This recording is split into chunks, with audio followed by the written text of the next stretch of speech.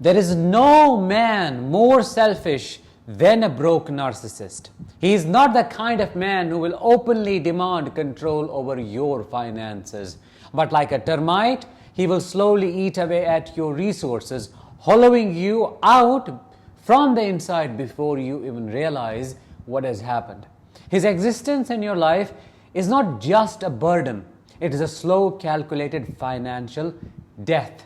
This is the man who plays the perpetual victim all the time, pretending that life has dealt him an unfair hand.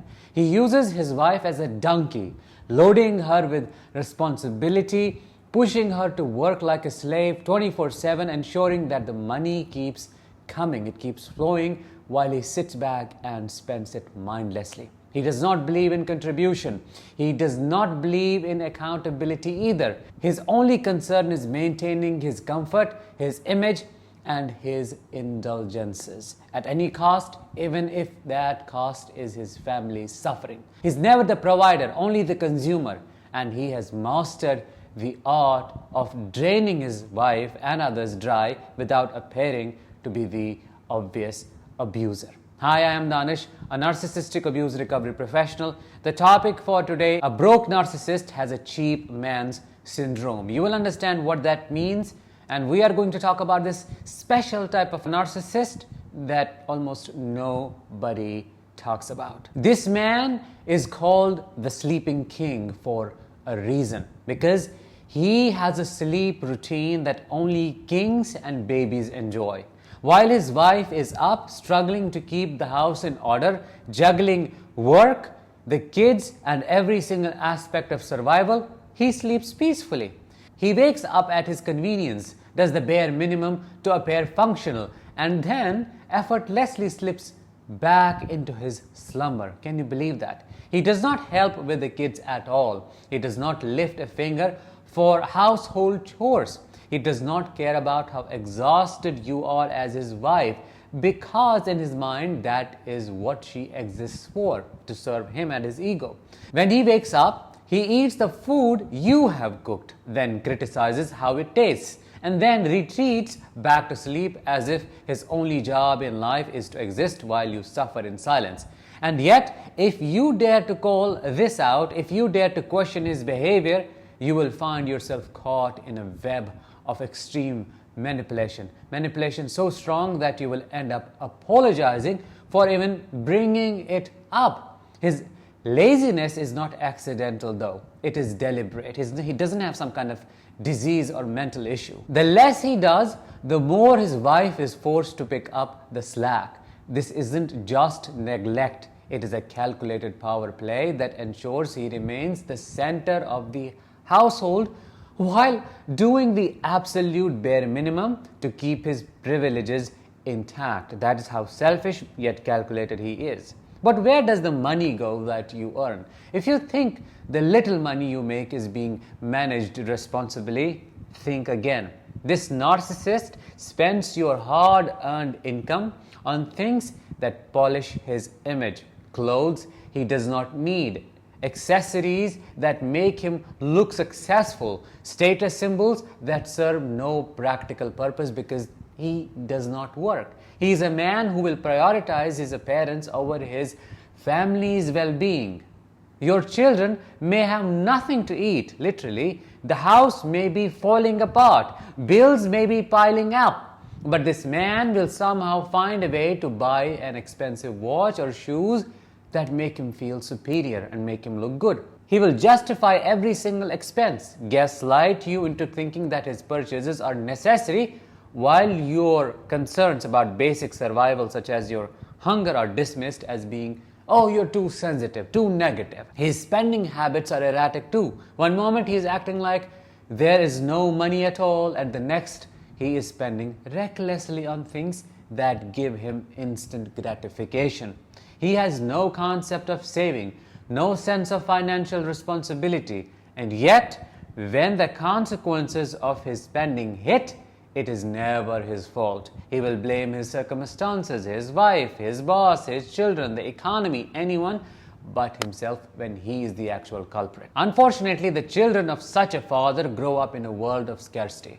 If their mother isn't financially equipped to keep things running smoothly, they have to fend for themselves. They do not get to experience a normal, smooth childhood. Instead, they learn from an early age that if they want something, they must work for it because their father will never provide. These children start working at a young age, exposed to struggles that no child should ever have to endure.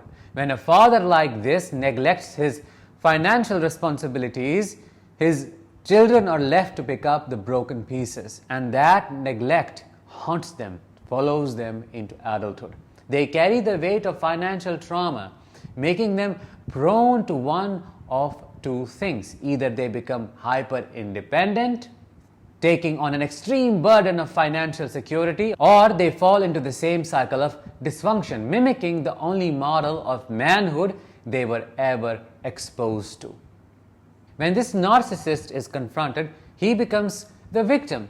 The most ironic thing about this narcissist is that the moment you confront him, you hold him accountable, you ask him, why aren't you working? The moment you dare to question and corner him, he flips the situation on its head. Suddenly you are the villain. He will stage an emotional breakdown, play the victim with Oscar-worthy theatrics, and make you feel guilty for even questioning him. All of a sudden, his blood pressure is shooting. All of a sudden, he wants to kill himself. He may throw money at you dramatically, shouting, "Here, take your money. I don't want this. Is this what you want?" As if you should be ashamed for expecting financial responsibility from him.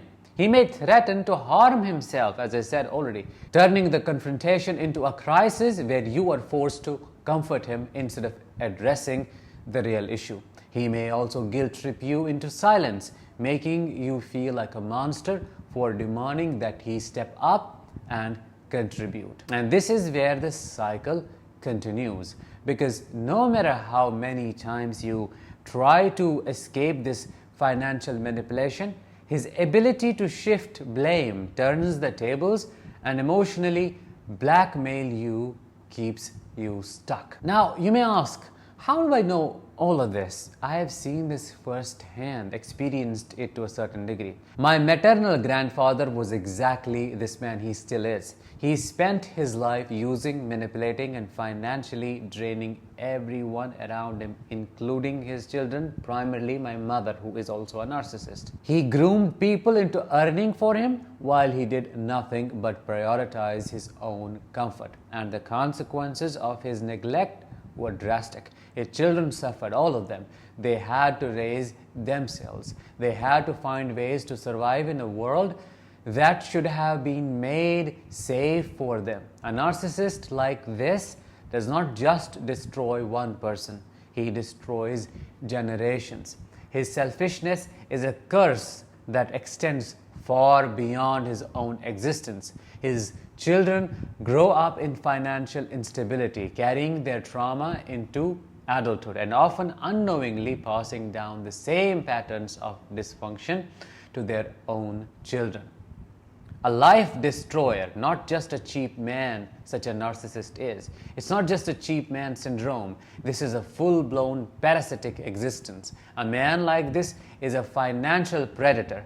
He grooms others to provide for him while he does nothing but indulge in his own comfort. He prioritizes convenience over responsibility, and no matter how much money is earned, it will never be enough, because his financial incompetence is not about lack of money because you earn.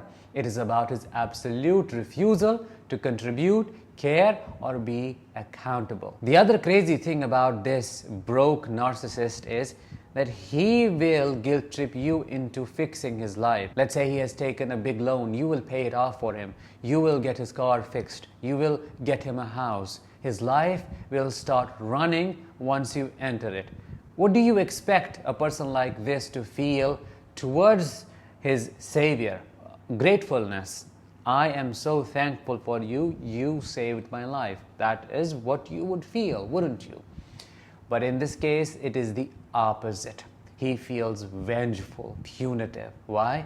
Because his shame drives him into raging and destroying this very person who fixed his stuff, because his shame and insecure self drive him into raging and destroying the same person who brought him back to life, financially speaking. So he becomes resentful. He becomes jealous and envious of your job, your skills, your money earning abilities. He does not like it when you get recognition. He does not like it when people praise you. He will make sure to put you down. Even when he is worth nothing, he does nothing.